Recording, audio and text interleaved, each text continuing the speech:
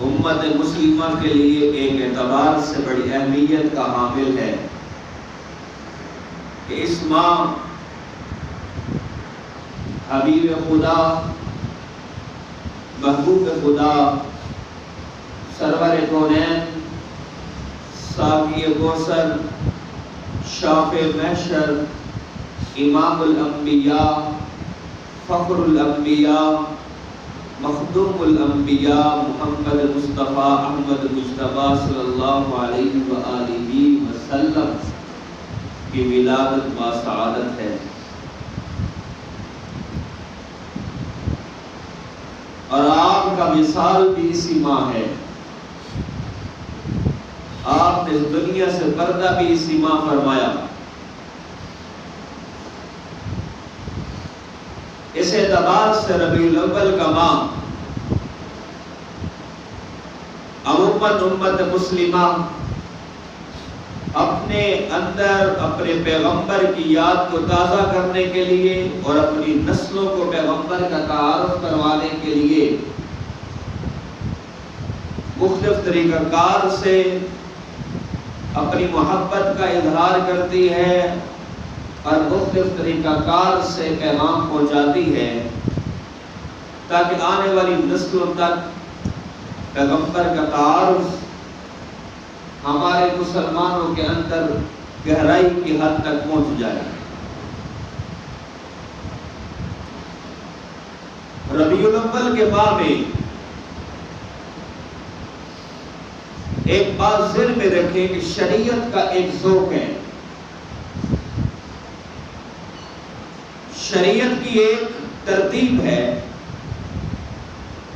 اور اصول یہ ہے کہ وہ عبادت ہے۔ جو شریعت کے قوانین کے خلاف ہو یا دیکھنے سے شریعت کے قوانین کے خلاف محسوس ہو وہ عبادت نہیں ہے۔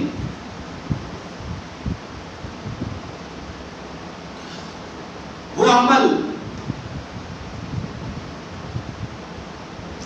جو شریعت کے عین مطابق ہو اس کو شریعت کے اعتبار سے عبادت کہا جاتا ہے۔ حتیٰ کہ آپ کھا بھی رہے ہیں جو شریعت کے مطابق کھا رہے ہیں تو آپ اس کا بھی ثواب مل رہا ہے۔ آپ اگر روٹی روزی کما رہے ہیں القاسم حبیب اللہ تو آپ وہ بھی عبادت کر رہے ہیں اگر آپ شریعت کے اصولوں کے مطابق کر رہے ہیں، اور اگر آپ شریعت کے اصولوں کے مطابق کام نہیں کر رہے اور بے شک مسجد نبوی کے سامنے بیٹھ کر عطر بیچتے ہیں، یہ سامنے بیٹھ کر آپ رومال اور پگڑیاں بیچ رہے ہیں تب بھی حرام کر رہے ہیں۔ شریعت کا مزاج یہ ہے۔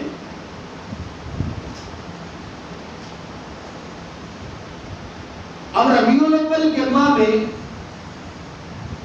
ہم نے اپنے پیغمبر کی یاد کو بھی تازہ کرنا ہے، ان کا تذکرہ بھی کرنا ہے۔ ضروری نہیں کہ صرف ربیع الاول کے ماہ میں کرنا ہے، پورا سال کرنا چاہیے، لیکن ایک ذوق بن گیا ہے قوم کا۔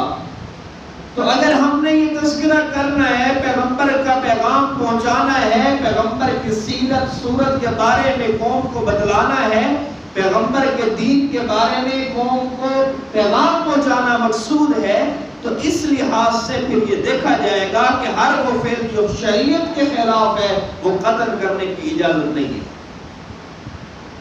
بلکہ پیغمبر کے ساتھ ناانصافی ہے۔ آخری لمحات میں اس طرف میں آؤں گا کہ ناانصافی ہم کیسے کرتے ہیں۔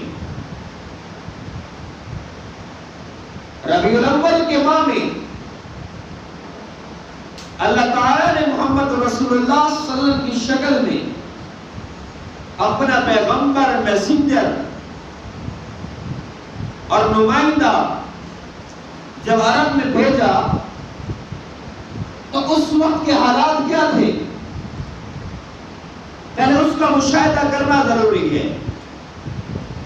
ایک بات جو سب سے زیادہ خطباء اور مولوی حضرات اور عام بندے کے ذہن میں بھی اور دماغ میں بھی اور زبان میں بھی عام ہے، وہ یہ ہے کہ وہ کہتے ہیں کہ عرب میں صرف برائیاں ہی برائیاں تھی۔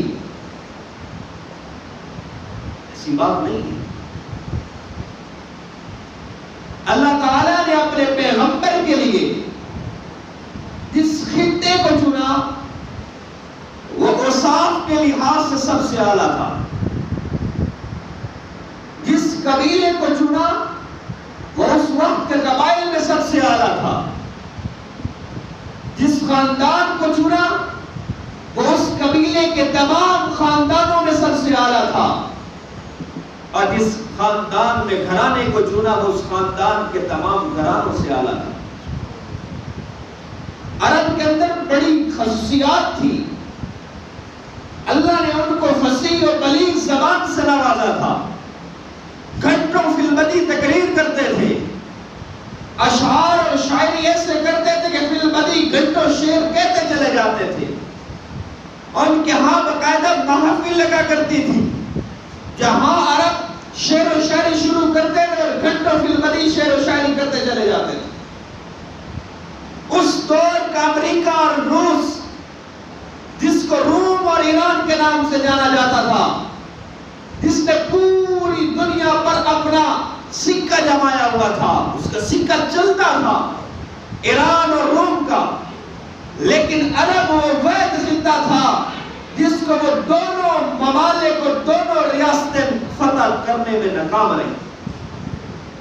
ظاہر ہوا کہ عرب کے لوگ غلامی پسند نہیں تھے، حریت پسند اور آزادی پسند تھے کہ وقت کی سپر پاوریں بھی ان منتشر قبائل کو فتح کرنے پر قادر نہیں تھی اور نہ کر سکی.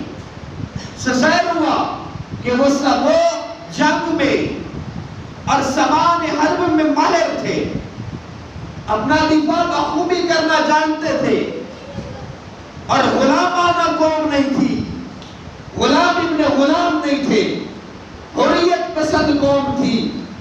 اور اللہ نے اپنے پیغمبر کے لیے حریت پسند قوم کا انتخاب کیا.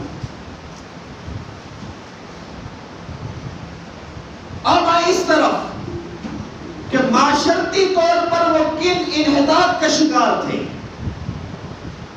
یہ بات درست ہے کہ ان کے اندر معاشرتی برائیاں بھی تھی، لیکن ان کے اچھے پہلوؤں کو نظر انداز کر دینا بھی ناانصافی ہے. معاشرتی برائیوں میں شراب نوشی عام تھی. معاشرتی برائیوں میں عالم یہ تھا کہ جس طرح وراثت کا بٹوارا کرتے تھے، گھر کی خواتین کا بھی بٹوارا ہوتا تھا، حتیٰ کہ ماؤں کے ساتھ بھی نکاح کرتے تھے. اور غیرت کے نام پہ بیٹیوں کو قتل کرتے تھے، ان کو زمین میں زندہ درگور کرتے تھے.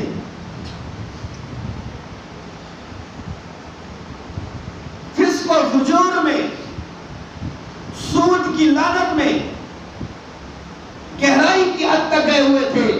اور شرک تو ان کے اندر ایسا آیا کہ انہوں نے بیت اللہ کے اندر، خانہ کعبہ کے اندر 360 بتلا کھڑے کیے اور پھر اس کے گرد ننگا طواف کرتے تھے. علماء مفسرین لکھتے ہیں جب انسان شرک کرتا ہے اور مشرک بنتا ہے تو اللہ اس کے ذہن پر پردے ڈال دیتا ہے، اس کی عقل اسے چھین لیتا ہے. اور شرک ایسا بڑا گناہ ہے، ان اللہ لا یغفر ان یشرک به ویغفر ما دون ذلک لمن یشاء. اللہ کہتے ہیں کہ میں ہر چیز کی معافی دے سکتا ہوں لیکن شرک کی معافی میں نے کوئی نہیں دی. ہر گناہ کی اپنی ایک نحوست ہے. روایت میں آتا ہے کہ ایک شخص جب جھوٹ بولتا ہے تو اس کے منہ سے اتنی گندی بو نکلتی ہے کہ 40 کلومیٹر تک اس کے کرامن کاتبین جو اس کے ارد گرد اعمال لکھنے والے فرشتے ہیں وہ دور بھاگ جاتے ہیں. اور پھر جب وہ اگلا کام کرتا ہے تو اس کو ان کو لکھنے کے لیے واپس آنا پڑتا ہے تو وہ اس کے لیے بددعائیں کرتے ہیں. ہر گناہ کی اپنی ایک نحوست ہے. نحوست دل جو ہے وہ مردہ ہو جاتا ہے، کالا ہو جاتا ہے. تبھی تو قرآن نے کہا قد افلح من زکاہا. تزکیے کی بات قرآن کیوں کرتا ہے؟ دل کو صاف کرنے کی بات قرآن کیوں کرتا ہے؟ کہ ہر گناہ کا اثر دل پر ہے.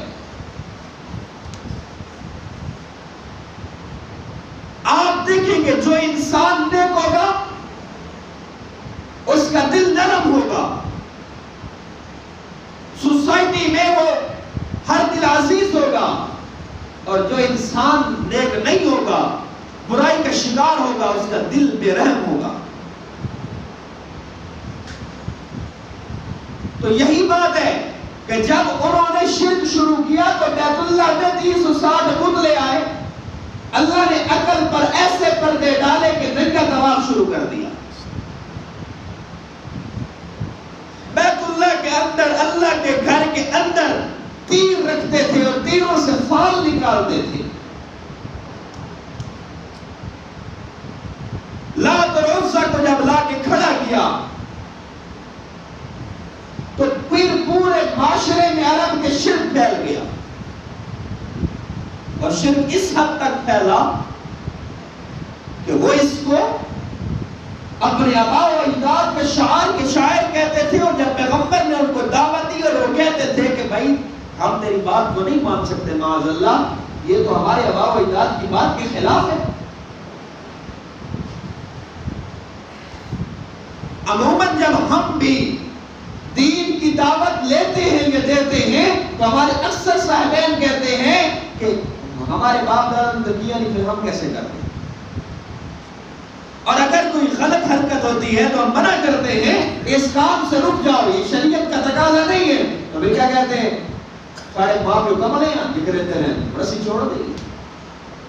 یہ کفار مکہ والی بات ہے، جو کفار مکہ کہتے ہیں، پیغمبر کو کہتے تھے یہ آج کی بات نہیں ہے، ہمارے آباء و اجداد سے ہی چلتا آ رہا ہے، ہم اپنے آباء و اجداد کے دین کو کیسے چھوڑ دیں؟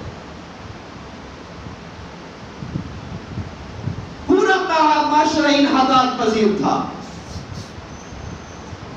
لوٹ کھسوٹ عام تھی، بے ایمانی عام تھی، ذخیرہ اندوزی عام تھی، نجائز منافع خوری عام تھی، غریب بلک رہا تھا، یہ معاشرہ تھا۔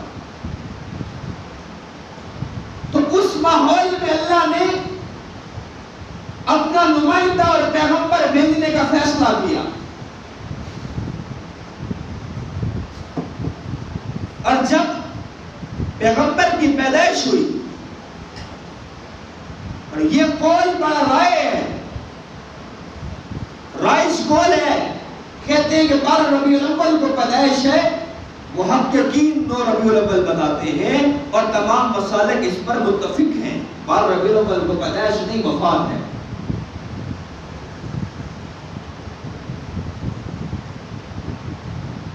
تو اس وقت ابو لہب کی لونڈی ام ایمن نے جا کے اس کو خوشخبری سنائی کہ آپ کے ہاں بھتیجے کی پیدائش ہوئی ہے۔ اس سے پہلے کا عالم کیا ہے کہ ماں کے بطن میں 6 ماہ کے تھے تو باپ فوت ہو گئے۔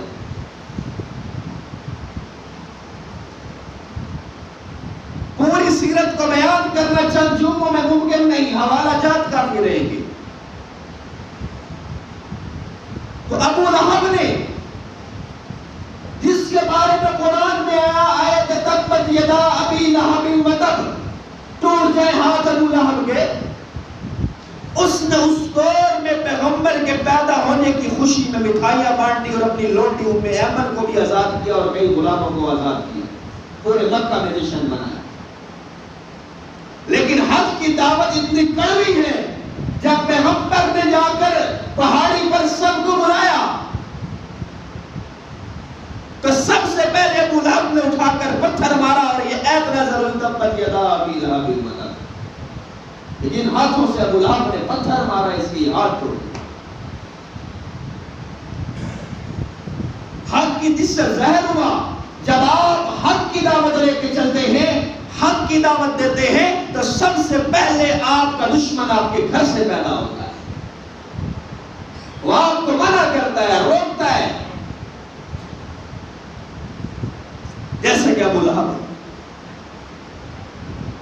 اور آپ مکہ میں جائیں، اب تو نقشہ بدل گیا، پیغمبر کے گھر کے بالکل بغل میں ابو لہب کا گھر ہے، اور دوسری طرف بیک کی طرف عمر بن ہشام ابو جہل کا گھر تھا، اور دونوں خاندان کے افراد۔ تنخواہیں تقسیم کی، غلام آزاد کیے، ام ایمن کو آزاد کیا. تو ابھی جب حلیمہ سعدیہ لے کر گئی، عرب کا قانون تھا کہ بچوں کو رضاعت کے لیے بھیجا جاتا تھا. تو حلیمہ سعدیہ جب لے کر گئی تو 6 سال اپنے پاس رکھا. درمیان میں ایک دفعہ واپس بھی لے کے آئی، پھر واپس لے گئی. اور انہی 6 سال میں آپ صلی اللہ علیہ وسلم کے دل کو چیرنے کا واقعہ بھی پیش آیا کہ فرشتوں نے آ کر آپ پیغمبر کا سینہ چیرا، دل نکالا اور دل سے برائی کا مادہ نکال کے باہر پھینک دیا.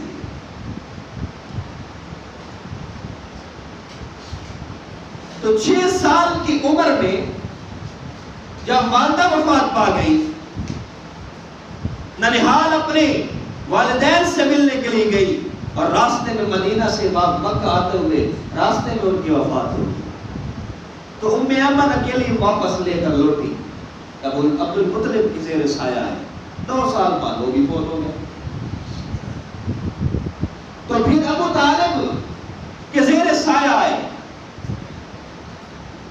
40 سال روایات میں آتا ہے ابو طالب نے پیغمبر کی دیکھ بھال کی، اس سے بھی اوپر.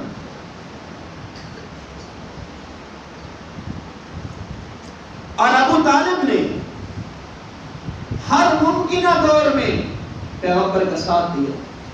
یہ اگلے جمعے میں بتائیں گے. تو پیغمبر کی پیدائش جس ماحول اور جس معاشرے میں ہوئی، جو بتانا مقصود تھا وہ یہ تھا. اب ہم نے یہ اندازہ لگانا ہے کہ ملک پاکستان میں، ہمارے معاشرے میں، ہماری سوسائٹی میں وہ حرکات و سکنات ہیں یا نہیں، شراب ہے یا نہیں، زنا ہے یا نہیں، جھوٹ ہے یا نہیں، منافع خوری ہے یا نہیں، لوٹ کھسوٹ ہے یا نہیں، فراڈ ہے یا نہیں، بچوں کو برا سمجھا جاتا ہے یا نہیں،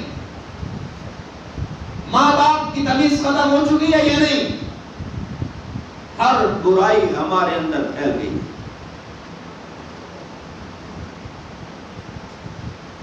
تو ہم پیغمبر کی طرف جا رہے ہیں کہ شیطان کی طرف جا رہے ہیں؟ اصل سوچنے کی بات یہ ہے، ہر سال ربیع الاول یہ پیغام لے کر آتا ہے کہ امت محمدیہ کا ہر فرد، چاہے وہ ڈاکٹر ہے، انجینئر ہے، امیر ہے، غریب ہے، بادشاہ ہے، رعایا ہے، حاکم ہے، محکوم ہے، کسان ہے، مزدور ہے، طالب علم ہے، کوئی بھی شعبہ فکر کا بندہ ہے، وہ اپنا محاسبہ کر لے کہ وہ اپنا پورا سال پیغمبر کی تعلیمات پر گزار رہا ہے یا شیطان کی تعلیمات پر گزار رہا ہے. اصل چیز تو یہ ہے. ربیع الاول کا پیغام یہ ہے. ربیع الاول منانا اس کو نہیں کہتے کہ آپ ہر وہ حرکت کریں جو شریعت کے روح کے منافی اور کہیں کہ ہم پیغمبر کی یاد منا رہے ہیں. مثلا آپ صلی اللہ علیہ وسلم ڈھول کی آواز سن کر کانوں کو یوں ایسے ڈال لیتے تھے، ایسے. آپ مجھے بتائیں کون سا وہ ایسا مذہبی عبادت ہے جس میں ڈھول، اس شریعت اسلامی میں ڈھول بجایا جاتا ہے؟ کوئی ایک عبادت بتا دو. آخر کیا وجہ ہے کہ بار ربیع الاول کو ڈھول بجائے جاتے ہیں؟ کس نے سکھایا؟ کس نے بتلایا؟ کس شریعت میں ہے؟ آپ کے گھر بیٹا پیدا ہو جائے، اس کا کیا مطلب ہے کہ آپ ننگی ہو کر گلی میں آ جائیں اور ڈانس کرنا شروع کر دیں؟ میرا بیٹا پیدا ہوا ہے، تو آپ کو کون اچھا کہے گا؟ سب آپ کو جوتے ماریں گے، سب آپ کو بدتمیز بد اخلاق کہیں گے. یہی بات جب آپ پیغمبر کی یاد منانے کے لیے پیغمبر کے اصولوں کو توڑ دیں گے تو آپ پیغمبر کی یاد منا رہے ہیں. ہم نے اپنی آنکھوں سے دیکھا پہاڑیاں بناتے ڈانس ہو رہے ہوتے، گانے چلائے جا رہے ہوتے. پیغمبر نے فرمایا کہ جو شخص گانے سنتا ہے کل قیامت کے دن اس کی کانوں میں گرم سیسا ڈال کر ڈالا جائے گا. پیغمبر کی تعلیم تو یہ ہے کہ جو گانا سنتا ہے اس کے کانوں میں گرم سیسا ڈالا جائے گا.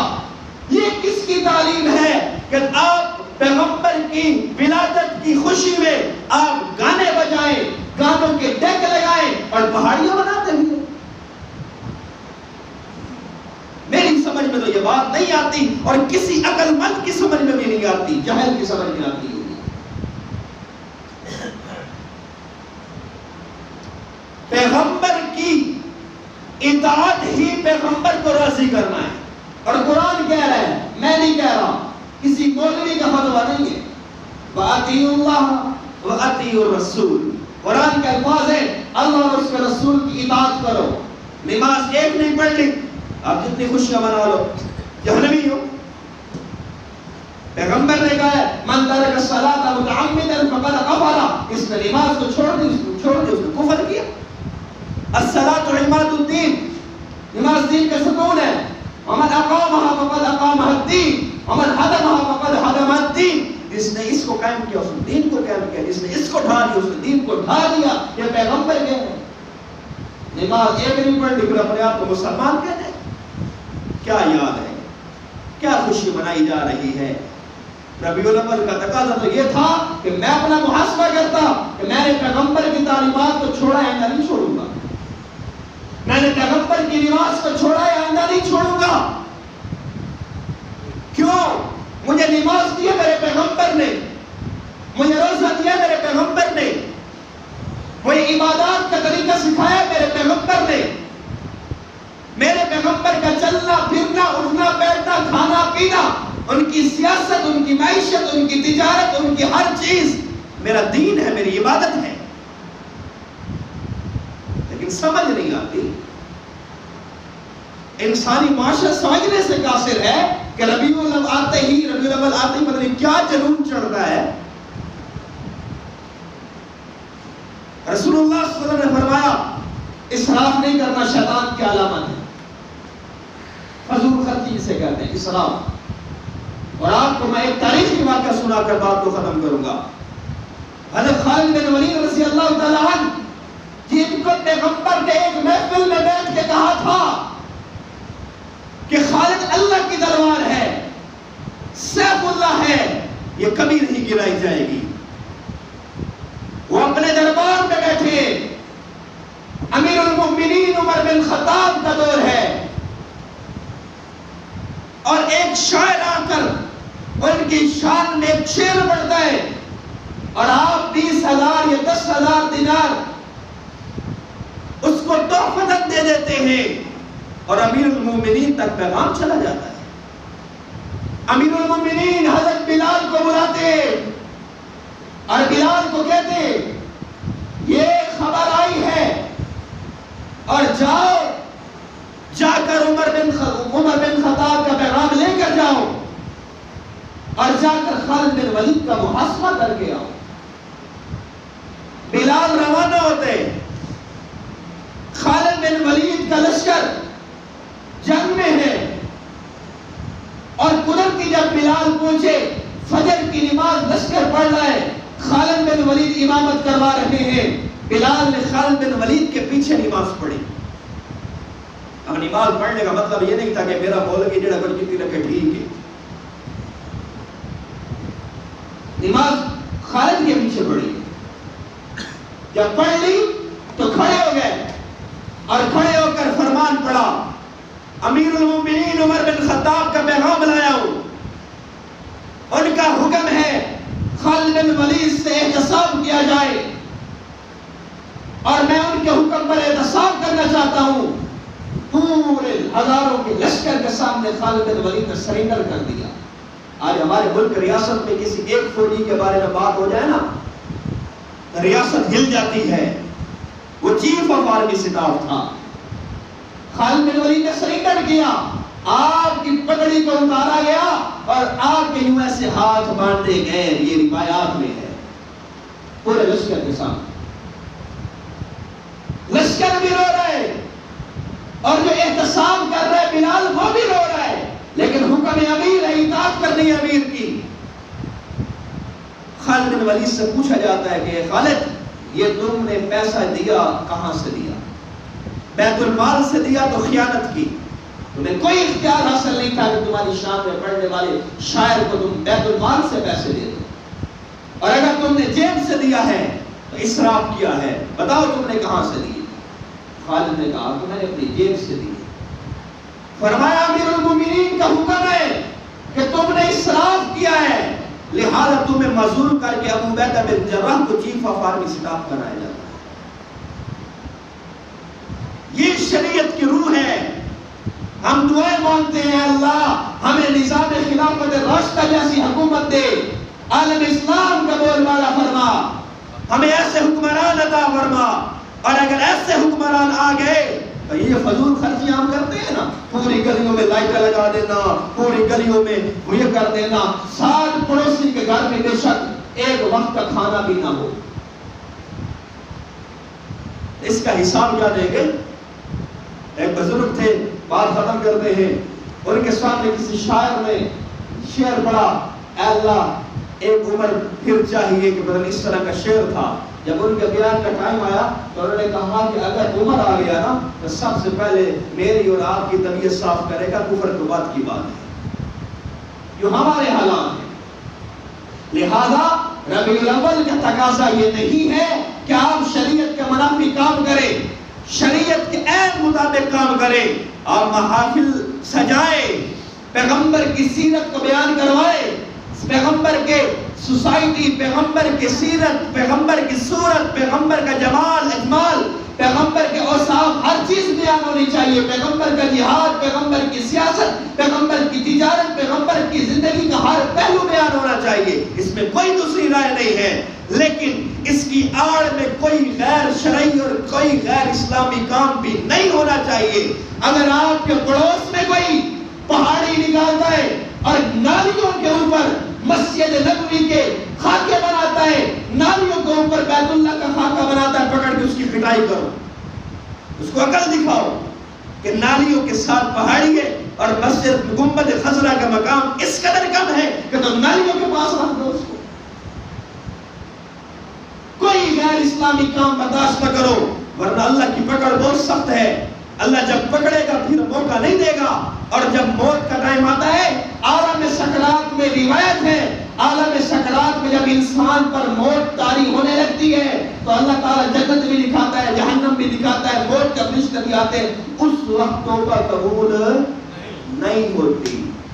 تو یہی وقت ہے، اور پتہ نہیں کون سا وقت آنا ہے، جب وقت آنا ہے تب توبہ قبول نہیں ہوتی۔ عالم سکرات میں فرعون نے کہا تھا آمنت بربی یا موسیٰ و ہارون، میں موسیٰ اور ہارون کے رب پہ ایمان لے کے آیا، اللہ نے منہ پر ایمان دے مارا، اور سمندر نے بھی اس کی لاش کو قبول کرنے سے انکار کر دیا، زمین نے بھی اس کی لاش کو قبول کرنے سے انکار کر دیا، اس کی ممی پڑی ہے وہاں، عجب کر۔ تو کہنے کا مقصد یہ ہے کہ اس وقت توبہ قبول نہیں ہونی، ابھی توبہ کر لو، ابھی اپنی اصلاح کر لو، تو یہی بہتر ہے، اور اصلاح صرف آپ کو نہیں مجھے بھی اپنی کرنی ہے۔ اللہ ہماری توفیق عطا فرمائے۔